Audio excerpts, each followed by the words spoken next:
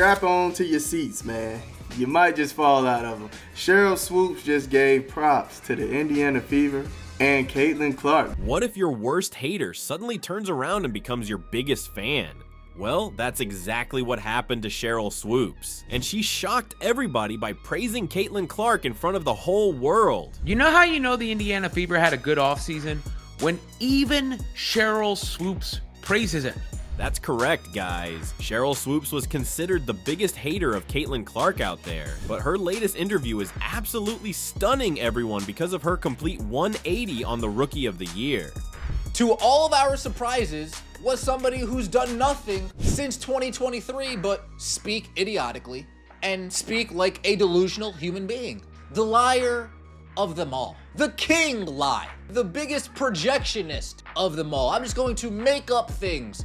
So what exactly did Sheryl say about Caitlin Clark, and what caused her to change her heart? Because let's be honest, Sheryl had much to say about Clark and her team, the Indiana Fever. Stay tuned till the end, as I will be showing you the entire story of Sheryl's beef with Caitlin Clark and why she has been forced to eat her own words. Sheryl Swoopes is back again.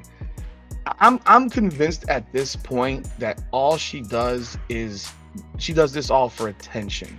She is the definition of an attention whore. Remember when Sheryl Swoopes said that Caitlin Clark was a 25-year-old athlete who's playing against teenagers? Well, that wasn't just a regular slip of her tongue, but the beginning of a long hate campaign against Caitlin Clark. How much more experience that gives you over other players coming in, right? So people say, dang, like he or she's killing them, but you have a 25-year-old playing against a 20-year-old. Like, you should be killing them. Sheryl didn't stop at one allegation only. She continued to spew hatred and lies against the greatest rookie of the WNBA by questioning the validity of Clark's NCAA achievements and her scoring credentials at college. She wrongly asserted that if Kelsey Plum set the record in 4 years, Caitlin should have broken that record in the same amount of time. That record. So is it truly a broken record? While Sheryl's words sounded good on the podcast, they had no basis in reality, and it was simply because Clark actually broke the record in question in exactly the same time frame as Kelsey Plum, which was 4 years. Sheryl's incorrect statement of Clark being unfairly benefiting from a 5th year because of COVID-19 simply wasn't true. And the most problematic part, the absolute confidence of Swoopes when she delivered these false statements. How can you be this uninformed? I don't even watch women's college basketball even matter because Caitlin Clark, she's gonna break the record in her senior year, the same year Kelsey Plum set the record. Not only that, it's gonna take Caitlin Clark less games to break the record. Let's be real, Sheryl Swoopes blatantly lied about Caitlin Clark because there's no chance that a veteran player like her would mess up this simple fact. Not only that, her attitude wasn't reasonable or doubtful, but of complete confidence and utmost certainty, which only means one thing. Sheryl deliberately chose to twist her words in order to defame Caitlin Clark. She continued to spew hatred about Clark as she entered the WNBA in her debut season and loudly proclaimed that Clark would not be able to dominate her rookie season. But I didn't say she wouldn't be good. What I said was I didn't think Caitlin or Angel would come into the league and dominate immediately, which I don't think either. Swoopes, in her usual tone, predicted that Caitlin Clark's talent wouldn't immediately translate to the WNBA, but we all know that's exactly what happened. Clark not only dominated her rookie season, but also broke 62 records, leading the entire league in assists and claiming the Rookie of the Year title for herself. Respectfully, there is absolutely no way, even when we're trying to sit here and play semantics about dominating, there's no way that anyone could ever leave this season in saying that both Caitlin Clark and Angel Reese didn't dominate. You would have to further explain what dominance means for you to not sit here and say that a player who is leading the league in assists while averaging 19 to 20 points didn't dominate that season. Sheryl went beyond Clark's personal achievements and started criticizing her team's locker room atmosphere and overall culture by insinuating that nobody wanted to be on the same team as Caitlin Clark. There's a lot of other shit going on that players are like, this ain't where I want to be. Over there. Yeah. Yeah. Let's be real, Sheryl wasn't giving her genuine analysis of Caitlin Clark. Instead of offering fair criticism, this was a hate campaign to disrespect the most loved WNBA star of this generation. But the fact that that's the very first WNBA player to ever win Time Magazine Athlete of the Year.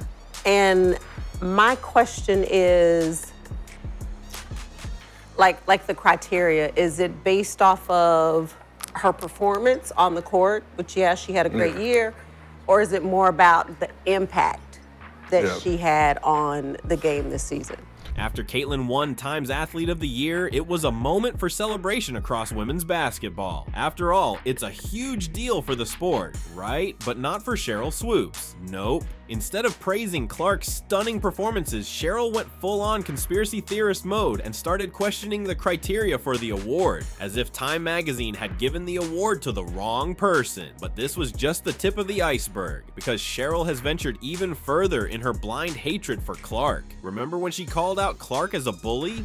Well, I mean, if you want to talk about bullies, we can talk about every time Caitlin has the ball, she pushes off. Oh, no. I'm just saying, like... That's right. Sheryl didn't miss any chance to disrespect Caitlin Clark in the past, even if it meant using misinformation, half-truths, or even plain old lies. But Sheryl has a wild imagination if she thinks she can get away with the hate she has spewed against Caitlin Clark. Not only personal bias, but her made-up facts about a professional WNBA player like Caitlin seem like a new low for sports analysis overall. And get this, she was so blinded by her hate for Clark that she put her own career at stake. Three, if we wanted to be. Three. No, to me it was. So 3 WNBA MVPs in your career, would you consider each of those 3 seasons as dominant seasons for yourself? No. Okay. See, well, we need perspective in life. No. So you were the best player in the W, but you don't think... But I don't think I dominated. Yes, you heard that right. Sheryl is now admitting that she never dominated in her MVP seasons. Now, if that is the case, then an argument can also be made that Sheryl has never dominated in her entire career, which is probably an embarrassment if you ask me. I mean, it is such a heavy blow to her integrity that we can easily say that her grudge towards Caitlin has reached unbelievable limits. Nobody told you to ignore them. What we're saying is if you're going to give the Indiana Fever all the credit in the world, how you going to mention the Indiana Fever without Caitlin Clark's name even coming up? Remember when she ignored Caitlin Clark and WNBA had to kick her out of the commentary for a Dallas Wings game? She had the audacity to praise each and every player out there, but conveniently left out Caitlin Clark. Now, she hated on Caitlin Clark so bad last year that they literally pulled her from a Dallas Wings broadcast. Sheryl Swoopes is once again in the headlines for all the wrong reasons, and this time it's for staying silent while her co-broadcaster was talking about Caitlin Clark winning player. That's right, Swoopes was acting like a petulant child, and she was so consumed by jealousy that she didn't even want to say Clark's name. Here's once again another example of Sheryl Swoopes hating Caitlin Clark so much that she literally can't even say her name. It's like Caitlin Clark is the Voldemort if Sheryl Swoopes was Harry Potter. Like, literally cannot say Caitlin Clark's name. Swoopes' hatred for Clark had gotten so bad that even the veteran analysts such as Stephen A. Smith and Nancy Lieberman had to step into the defense of Caitlin against her. We have to humble ourselves and do our job and just recognize that, you know, Caitlin might not be her cup of tea, but she's not doing anything to hurt Sheryl Swoopes. She admires Sheryl Swoopes and the Maya Moores. So what changed? Given the history of Sheryl Swoopes and her unbelievable hostility against the Rookie of the Year, it would seem that things would be bitter between them, right? Well, it seems that Clark's unwavering performance last season has left a lasting impression on Sheryl Swoopes. So much so that her outlook on Clark and her team has been completely overhauled to something positive. The team that I feel made the biggest moves, maybe even the best moves, that would be the Indiana Fever. I think the Indiana Fever went from just being in the playoffs last season to potentially winning a championship. Did you hear that? Sheryl is clearly stating that the recent offseason moves made by Clark and her team is setting a new standard for He League. She even admitted that Clark and her team are now fully qualified to be the title contenders. Can you imagine this? Sheryl Swoopes, the most infamous hater in all of WNBA, is now finally coming around, and it is all because of Caitlin Clark. One of the most infamous Caitlin Clark haters in existence, and I'm talking about one supposed WNBA legend, Sheryl Swoopes, because she's out here now on video trying to change her tune.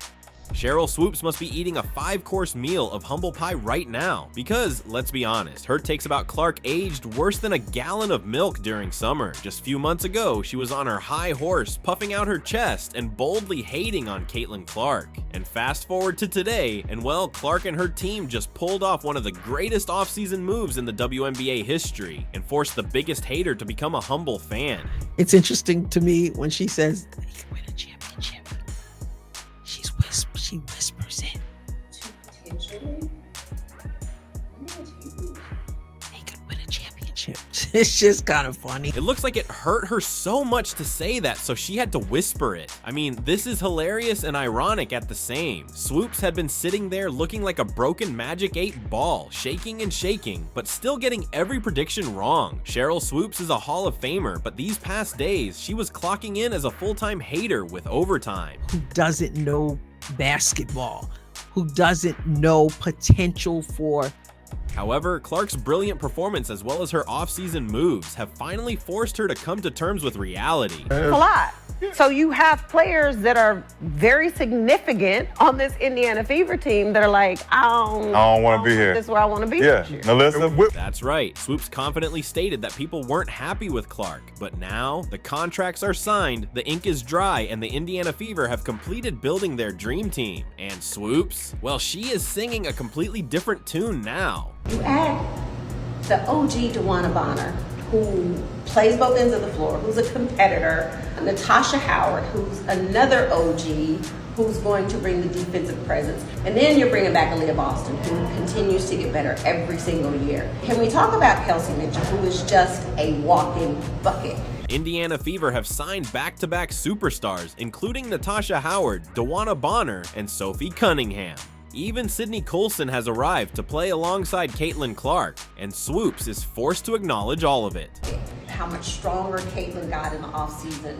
You know she was in the gym working on her game. This Indiana Fever team, they have put the pieces together in this offseason, and I'm excited to see what they're going to do. Can you believe it? I mean, Swoopes would be the last person I expected to hear a word of appreciation for Caitlin Clark, but here we are. This goes on to show just how much Clark and her team have improved from the past season, that even their worst haters are forced to acknowledge their greatness. I don't know if she got in trouble, got chewed out.